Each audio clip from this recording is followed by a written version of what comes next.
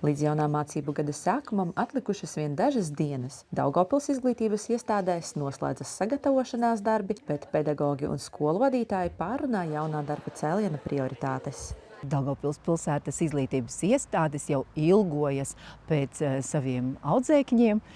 Skolas ir gatavas, skolotāji jau ir izdomājuši visādas interesantas lietas. 1. septembra pasākumam ir izplānojuši savu darbu visam mācību gadam un arī sadarbību skolēnu interešu labā. Var droši teikt, ka skolas patiesībā vienmēr ir gatavas sagaidīt savus skolēnus. Atsevišķās iestādēs vēl turpinās būvdarbi, un dažviet to dēļ mācības uz laiku būs jāorganizē citās telpās, taču ilgtermiņā skolēni un pedagogi iegūs mūsdienīgu un drošu vidi. Vienlaikus gatavība jaunajam mācību gadam nozīmē ne tikai sakārtotas telpas un stundu sarakstus, bet arī pedagogu profesionālo sadarbību, savstarpēju atbalstu un gatavību kopīgi meklēt risinājumus. To apliecināja arī 25. augusta konference Attīstības kods, kurā Daugavpils pedagogi tikās, lai stiprinātu profesionālo izaugsmi, sadarbību un dalītos praktiskās idejās. Šajās konferencēs mēs liekam akcentu uz aktuāliem jautājumiem valstī un pašvaldībā.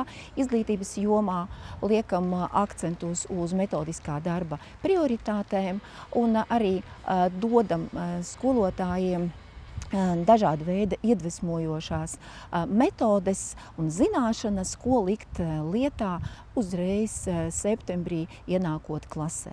Savukārt 26. augustā Daugavpils skolu direktoru sanāksmē tika pārrunāti arī izaicinājumi, ar kuriem jauno mācību gadu sāk izglītības nozare visā Latvijā.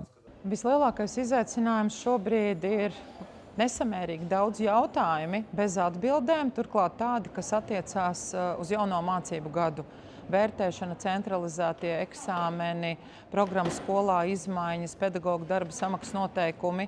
Vienlaikus arotbiedrības vadītāji atzinīgi vērtē pašvaldību un vietējo izglītības pārvalžu darbu, kurām nereti risinājumi jāmeklē vēl pirms valstī ir pieņemti visi nepieciešamie lēmumi. Par Latgali es teiktu tā, ka tiešām visu cieņu pārvaldēm, arī pašvaldību vadībai, kuri tās nebūšanas neskaidrības, kas ir nacionālā līmenī, prakse ir tiešām vairāk kārtīgi pierādījusi, ka uz vietām tiks izdarīts viss maksimālais, lai atbalstītu skolotājus, administrāciju, pārvaldi. Kamēr valsts līmenī vēl tiek meklēti risinājumi vairākiem izglītības nozares jautājumiem, pašvaldības kompetencē būtiska loma ir ikdienas apstākļu nodrošināšanai skolās un pirmsskolās. Daugavpilī arī šogad turpinās ieguldījumi izglītības iestāžu infrastruktūrā, teritoriju labiekārtošanā un darbinieku atbalstā. Bērni ir mūsu prioritāte, tādēļ arī finansējums izglītības iestādēm, pirmsskolām šogad ir saglabāts prioritārajā līmenī. Atkārtošos, ļoti daudzās skolās tiek īstenoti projekti attiecībā uz modernizāciju, tiek modernizēta sporta infrastruktūra, tiek labiekārtotas teritorijas. Bērniem ir jāaug drošā, sakārtotā vidē.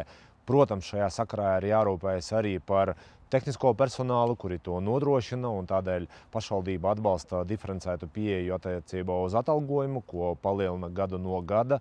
Un, protams, mums ir jāatbalsta mūsu pedagoģi, gan mūsu skolotāji, gan mūsu pulciņi, interešu izglītība, tādēļ, lai mūsu arī bērns būtu izglītots un arī priecīgs. Jaunajā mācību gadā Daugavpils izglītības iestādēm priekšā ir gan jauni uzdevumi, gan pārmaiņas, taču galvenais mērķis paliek nemainīgs – nodrošināt bērniem kvalitatīvu izglītību, drošu vidi un atbalstu viņu izaugsmei. Sižetu sagatavoja Daugavpils valsts pilsētas pašvaldības sabiedrisko attiecību nodaļa.